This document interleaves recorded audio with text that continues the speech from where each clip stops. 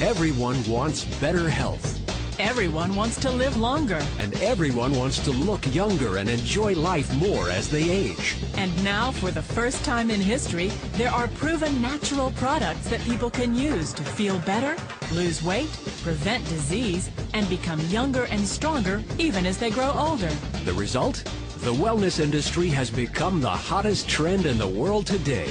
And that's why world-renowned economist Zane Pilzer, a multimillionaire entrepreneur, professor, and the author of 8 best-selling books, wants to share his latest research with you.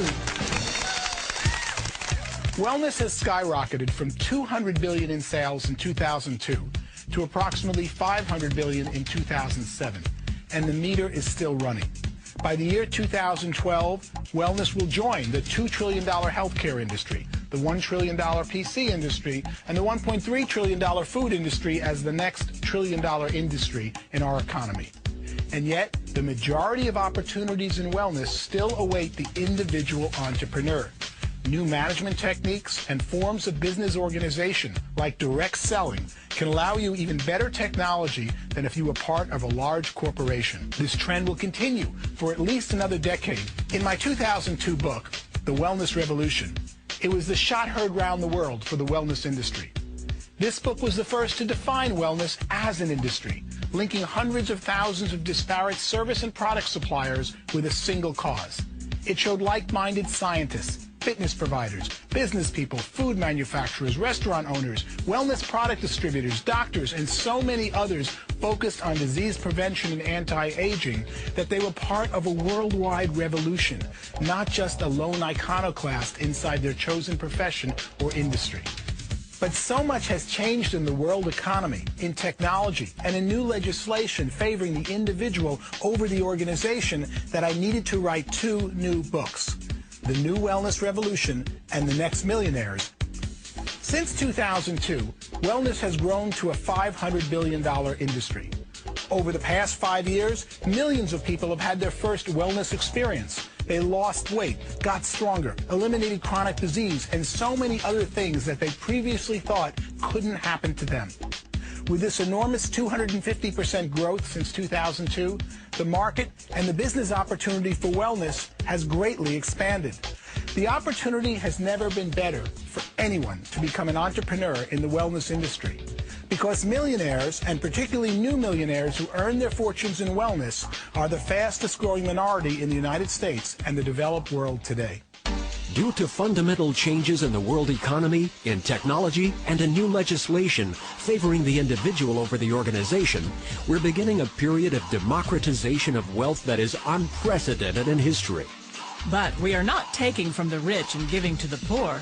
We are creating new wealth in which everyone who chooses to can share. Today, more than 10 million U.S. households have a net worth of $1 million or more, and that's just the beginning. By 2016, there will be 20 million U.S. millionaire households. Each household represents approximately 2.5 people, meaning that 50 million Americans will soon live in a household with a net worth of $1 million or more. Millionaires are the fastest growing minority in the United States and the developed world today. And as people become millionaires, or just increase their wealth on the way to becoming one, the most important thing they desire with their newfound wealth is wellness. The more people increase their wealth, the greater proportion of their income they spend on wellness.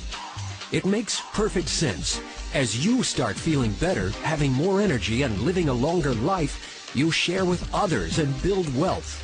And the more money you have when you're healthier and living a longer life, the more you can enjoy everything else that your wealth has afforded you. Great success is now more than ever before in human history about making a choice. Of course, your education, your parents, and other factors outside your control play a role, but the largest determinants of success today are the choices you make. It is time now for you to make a choice. The choice to become one of, or help create more of, the next 10 million millionaire households that will be created in the next 10 years.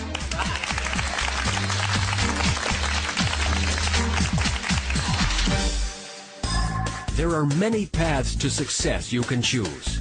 However, the trends and odds are stacked in favor of those who choose the emerging wellness industry. Starting a wellness business creates a strong opportunity for you to make a lot of money and to help others live a more enriched life, physically, spiritually, and financially. So you're probably thinking, how can I stake my claim in the wellness industry? Let's face it though, many people are not doctors, health professionals, or experienced business people. You may be asking yourself, what is the best place for me to get started in wellness without putting my savings or job at risk? One of my favorites, particularly for new entrepreneurs and for busy individuals looking for extra cash, is direct selling, which is also called referral marketing, network marketing, or multi-level marketing. But whatever it's called, it's something anyone can do.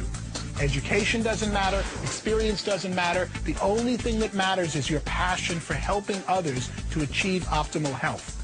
Moreover, with a home-based business, you don't have to go through the traditional hiring process or risk a large cash investment.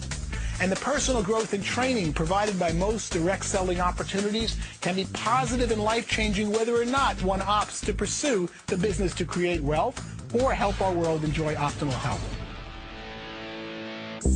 If you're just getting started or are already an experienced business person, the direct selling industry is a great place to create your wellness fortune. Would you like to enjoy the time freedom and the financial freedom having your own home-based business will allow you? You can make as much as you're willing to work for, and you can usually get started for less than $100. You can even work part-time until your business takes off. I am so supportive of the direct selling industry today, mostly because it allows anyone to succeed without first having to pass through a gatekeeper who decides your future based on your past.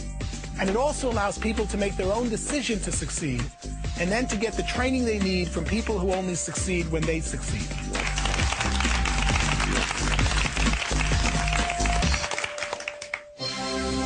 Direct selling works because one-to-one personal conversations are the best way to learn brand new information about a completely new product or way of doing something. The person who can teach or share with me new ways of doing things is one of the most important people in my life. The investment advisor who shows me tools to help me maximize my wealth. The wellness advisors who introduce me to a product that will stop the pain in my knees. These are the people whose services I value. I do business with people whose services might cost a bit more than what I might find on the internet, but because they're always teaching me something or adding value, they're more than worth it. The more new products come along, the more I need these people to advise and educate me about them. Direct selling is the single most effective medium we have today for teaching people about new products and services that will improve their lives, either products or services they didn't know existed or ones they did know that have now become affordable. One of the other great things I like about direct selling is its ability to create residual income, the type of income common in virtually all millionaire households today. Residual income is income that continues to flow after the work that created it has been completed. Income that is, in other words, residue remaining from the original effort. Not everyone is going to develop a significant piece of income-generating real estate, or not everyone is going to write a best-selling book, both of which can create residual income. But direct selling provides the opportunity open to anyone, regardless of background, specialized skills, or net worth, to create a significant residual income. In direct selling, the property that you develop is the network of friends, family, and acquaintances whose sales volume generates a commission to you, the creator of the network. Today, many direct selling businesses offer wellness products, scientifically engineered supplements, standardized nutritional products, and life-enhancing juices. The list goes on and on. Which is the best product for you? Look closely at the research. Look at the scientific studies, note the benefits, and then try to make an educated decision on which one to try. First, as a customer, and then when you're feeling better, looking better, and feel like stepping out into the world and sharing, well, then you've taken the first step into becoming one of the next millionaires in the wellness industry. Many of the next 10 million millionaires and many of the next great fortunes to be made in wellness will be made in the direct selling industry. Together, 10 million new millionaires are about to be created in the next 10 years. The $500 billion wellness industry will reach $1 trillion in the next 5 years. And the new direct selling industry, with its focus on intellectual versus physical distribution, have all created a perfect storm of opportunity for new entrepreneurs to make their fortunes in an industry that does incredible good. Wellness. He teaches people to become millionaires. Today, hear his money-making secrets. It was life-changing and just woke me up. Went from 48 to 100,000 1 year. What do the rich teach their children about money that the poor and middle class do not? Robert Kiyosaki teaches people to be millionaires. He teaches people to be millionaires. That's how he earned the nickname the millionaire school teacher. And he says that the rich have a very different way of thinking about money that anybody can learn. His book, Rich Dad, Poor Dad, has been on the New York Times business bestseller list for 8 months, and his unique advice may change the way you look at your money. This is a really important show. If you like money, if you need money, if you'd like to have some money, this is a show for you. Take a look. I've been rich and I've been poor, and I like rich much better. I found out that the secret to success is not hard work or luck. I found a new way of thinking that works for me. Do you remember these here? These are nylon and Velcro surfer wallets. When I was 26, I began marketing these products worldwide, and that's how I became a millionaire before I was 30. Besides building businesses, I also invest in stocks as well as real estate. I was able to retire at the age of 47. Today, I teach other people how to build businesses or to be investors. I must say I owe much of my financial success to a man I call my rich dad, who was my childhood best friend's father. He made me realize that there's a very big difference between what the rich teach their kids about money that the poor don't teach their kids about money. My real dad, or my biological father, was the head of education for the state of Hawaii. I call him my poor dad simply because he was a high-paid government official. He made a lot of money, yet at the end of every month he was broke. My rich dad, on the other hand, was my best friend's father, and he ultimately became one of the wealthiest men in the state of Hawaii. And by the way, my rich dad was a high school dropout. One dad had a habit of saying, "I can't afford it." My rich dad, on the other hand, forbade his son and I from ever saying, "I can't afford it." My poor dad always said, "Our house is an asset, and it's our largest investment." My rich dad said, "Your house is not an asset, it's a liability, and if it's your largest investment, you're in financial trouble." My poor dad believed in job security. He said, look for a company that had excellent pay, good benefits such as medical, vacation, and other types of perks. My rich dad said that entitlement mentality kept people financially weak and financially needy. My poor dad always said, find a safe, secure job and work your way up the corporate ladder. My rich dad said, why not just own the ladder? I decided to listen and learn from my rich dad, and the rest is history. Well, let's go through some more of Robert's points about what he says. The rich teach their children that the poor and middle class do not. Main difference, you say, between the rich and poor lies in what we teach our children about That's money. Correct. Really? Very much. And it's a mentality. It's a total way of thinking, right? Exactly. Yes. And it's really easy to change if you're willing to change the way you think. For instance, my poor dad was a very good man. For Japanese, he was 6'4", very smart, academic genius. But he always said to me, you know, go to school, get good grades, get a job, and work hard. Save money. And my rich dad said, well, if you want to be rich, that's not the way you do it. And instead of working for money, my rich dad taught me how to have money work hard for me. And that's why I've only had a job 4 years of my entire life. Other than that, I'm building companies or I'm investing, and that's all I'm doing. Well, the subject of money is taught at home, not in school, you say, because most of us learn about money from our parents, and it's only good if you have a rich dad mentality. My message to people is, you know, why struggle for money when you don't have to? You know, it's that really simple if you have good advice. The problem is money is not taught in school. And so what we do is we oftentimes follow in our parents' footsteps. We may do different jobs, but we oftentimes follow in the same financial patterns. And my rich dad used to say, you know, he says, you can't end poverty by giving somebody money. Giving a poor person money keeps them poor longer. Yeah. And that's what breaks my heart, because I want to help people change the way they think about money. That's all it is. Yeah. And I think one of the most important things is that I noticed between my rich dad and my poor dad was the vocabulary. My poor dad was a PhD in education, very smart man, but he had the vocabulary of a school teacher. And my rich dad had the vocabulary of a rich man. And so when I say to people, what's the first What do you mean by vocabulary? Well, I know what the word means, but right. what kind of vocabulary? Well, I used to sit around the dinner table and listen to both dads, and one would talk about algebra and geometry and trigonometry. Nothing of this ever made me any money. And my rich dad would sit there and he'd talk about return on investment, assets, liabilities, discounted cash flows, etc. And a lot of people, you know, what you just said about your house is a liability, it's not an asset. Most people think it is their biggest investment. Yes, and that's one of the biggest middle-class traps. They say, my banker says my house is an asset.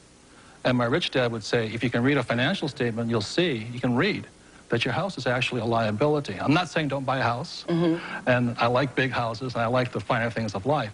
Just don't call a liability an asset. And what's trapping the middle class is they're buying liabilities they think are assets. I like what you say in the book, but this is interesting too, because I've always been a person who lived beneath my means. Now it's kind of hard to see, it doesn't matter.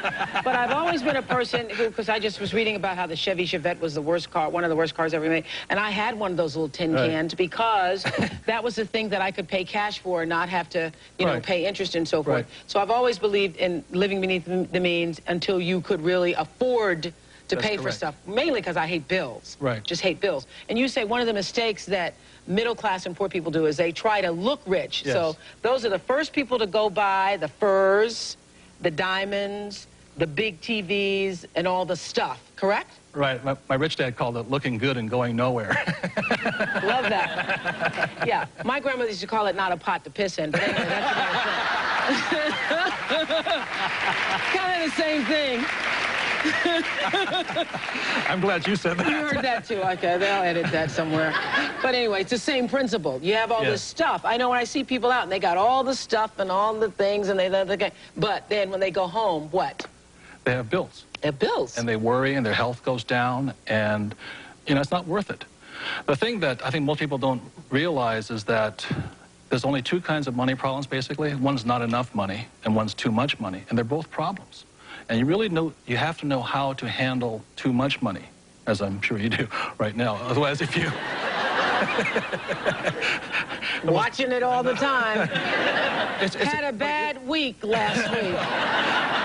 Yeah. But it's a different problem, Yeah, it's a different kind of problem, So when you have no money, you have to have a plan to eventually have plenty of money.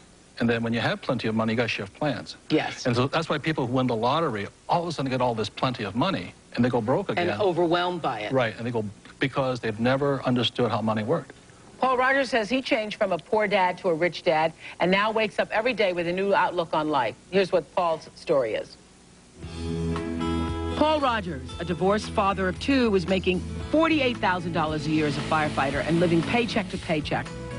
By the time I'd paid the house payment, the child support, the car payment, food and utilities, with the two kids, it was really tough. Last year, Paul discovered Robert Kiyosaki's financial plan. He stresses three main things. Number one, set up a home-based business. Number two, get control of your taxes. Number three, take that extra income and buy more assets with it. He followed the steps and set up his own home-based business. It was easier than he thought and only cost him $300. With that extra income from his new home business and a pay raise from the firehouse of $300 a month, he started to buy homes that were in foreclosure. You can purchase them under value, go in, carpet, paint them, fix them up, turn and sell them, and even make more money. With the money he made from selling those houses, Paul bought stocks, mutual funds, IRAs, and even set up an educational account for his children. It has changed my outlook on life because this has given me more time freedom with my kids and more financial freedom. And the best thing is my income's gone from about $48,000 to a little over $100,000 in a one-year period. Wow. Wow. I bet you're impressed with yourself. I'm impressed with Rich Dad, Poor Dad in the book. It's just an unbelievable book. You're going to have a great response from all your viewers on this. Really, you sound like an infomercial, but we're not. So it obviously has changed your life, your outlook, and what you will now pass on to your children. Yeah, really, the educational system that I had growing up didn't teach me about debt, credit card debt, liabilities, college loans, you know, getting that fancy car right out of school. But what Britt and Chelsea are learning now is that, hey, you know, make your money work for you, don't work for money. So it's been a big life-changing experience for me. So what exactly, because now people are going, what exactly caused you to go from 48 to 100 in a year? Well, that's a very good question. I think what it was, number one, I sat down and I actually wrote out what my goals were and what my dreams were, and I had never done that before. And when I actually wrote those on paper, I said to myself, well, how am I going to get there? What do I need to do? And that's what probably a lot of the viewers are going to say, yeah, this all sounds good, but tell me the answer. Well, the answer for me was I set up a home-based business. By doing so, it only cost me $300. I'm generating income from that and taking that income, buying real estate, put it in to the stock market, stuff like that. Buying more assets in my life and having my money work for me. But you also kept your other job. I'm still a full-time fireman. I plan on keeping that. I thoroughly enjoy my job. Yeah. We love firemen. Yeah. Have me on the singles show. Yeah, I will. Wait a minute. You don't need to. Yeah, I'm here. You don't need a show. Call the Oprah show and give me a call. Okay. So your whole life has changed. Yeah, pretty much. I've got just a great outlook. I mean, when I wake up every day now, it's just like there's all kinds of opportunity out there. But it's really taking that first step and saying, you know, why am I here? You know, what do I want to do? Where do I want to go? Well, one of the things you say is that the poor pay their bills first, the rich pay themselves first. That's a really tough one, but it makes people kind of crazy. Yeah. Because the richest man in Babylon says pay yourself first. But what most people do is they pay their bills first and they never pay themselves anything. And that's a discipline I had to get into, was I'll always pay myself first, even when I had no money. And when I have all these bill collectors calling me, I use them as inspiration. You know what I mean? Really? Oh, when they're hounding, the government's hounding you, bill collectors calling, because I've been broke, so I can understand what it feels like to be broke. When those guys are calling you, instead of shrinking and going into the shell and eating my pizza, I use it as motivation to go out and make more money. So I use my bill collectors as motivation, and that's why I paid myself first, even though sometimes I wasn't paying. What would you pay yourself? I always bought assets. I'd buy a house, or I'd put money in the bank and things like this. But it was just a habit. Exactly what you're talking about. It's up here. It's about changing the way you think. That's what the whole book is about. That's it, because we're our biggest asset. We're also our biggest liability. We are. Yeah, we are. I know, I read that. Thank you. Okay, during the commercial break, you said what? Stand up, say it again. You say that you can pay yourself first, pay your bills second, but if you do that, you still can't afford to buy a house. You say you bought a house. How am I going to get somebody to loan me the money to buy a house when I can't when I can't fully pay my bills as I'm paying them now? When I'm paying the minimum payment, let's say that. He doesn't understand the principle of pay yourself first. He's with a lot of people out there who are saying, look, I got the bill collectors calling. I'm scared to answer the phone because I don't have the money. So how am I going to now give myself money first when I got these people knocking down my door? That's what all these people are shaking their heads to. They're thinking easy for you to say from where you're sitting now. Well, I sell. I'm a salesman. I go to work every day and I try to sell more and more and more to make more and more money. But that money's still going to my bills, so I'm not getting called by the credit collectors. One thing that Paul said right there, he starts a home-based business. The tax laws are written against, tax laws are not equal. And if you want, what I'm saying is, got to get educated here. So the tax laws are not equal. So if you're an employee and you work harder and harder, the government's going to take 50% no matter what. So by being a business owner, which is Paul did, he has tax advantages that the middle class and poor do not have. The taxes are the biggest expense in your life as a salesman. The more money you make, the more the government takes. So get control of your taxes first by setting up a home-based business. Take that tax savings now, pay down debt, and buy more assets in the real estate. And you said, well, I've got credit problems. I'm not going to be able to get a loan. Find a motivated seller. Find owner financing. There's all kinds of opportunities out there. Most of society, though, will watch this show and then they'll go back to just sitting at home at night. You really have to change what you're doing in your life. If you're not happy where you're at financially, you've got to do something drastically. Just saving money and investing is not enough. There is a complete mindset that goes on. I think that's what these people who came... Paul was saying, because we all have the mentality in this country, you work harder, it will pay off in the end. It does not, because the government always gets theirs. Right, and then the real estate is the least taxed income you can get. So when my wife and I were struggling, we saved $6,000, we bought that house. Thing went from $46,000 to $105,000. We had $50,000. But I think when people think of real estate, they think about the house that they would want to live in. So you start out buying something that you wouldn't necessarily want, and you use that to build more income. And that's what she did. She bought 7. Build more income. That's my idea. I want to buy a 3-flat, live in the basement, rent off the top two apartments, and have them pay my mortgage for me. Good. But I still need to come up with the original capital to buy the place. That starts with paying yourself first. Hey, Oprah. See, that's what people should be teaching in school, because I swear to you, we've all been taught be responsible, pay your bills first so that the people don't, you know, call you or not harassing you and so forth. What were you going to say, Paul? I would say that I was dealing with the real estate, what Robert's talking about, but for $300, I set up a home-based business. Anybody in this room can do that, and you're going to save money on your taxes, number one, while you're generating income on your business. Once you've got that income coming in, you can do all the real estate that you want then. So it's really just getting out there and looking at the different opportunities. $300 investment, can't beat it.